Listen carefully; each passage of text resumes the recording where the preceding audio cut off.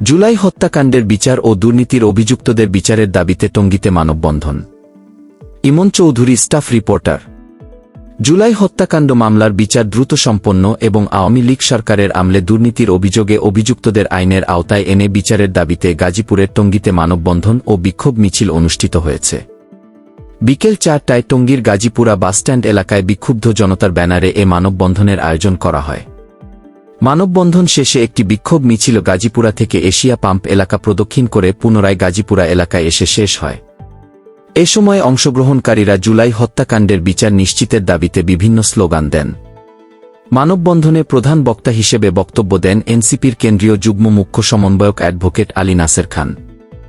এছাড়া বিভিন্ন রাজনৈতিক ও সামাজিক সংগঠনের নেতারাও বক্তব্য রাখেন।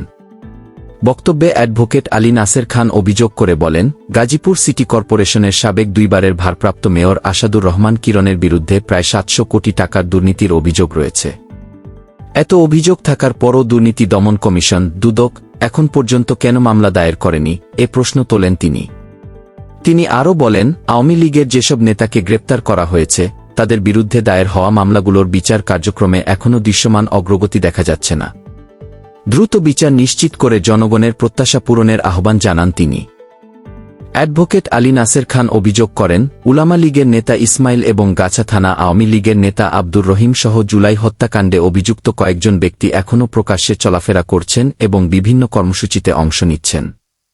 এ বিষয়ে আইনশৃঙ্খলা রক্ষাকারী বাহিনীর কার্যকর পদক্ষেপ নিয়েও তিনি প্রশ্ন তোলেন।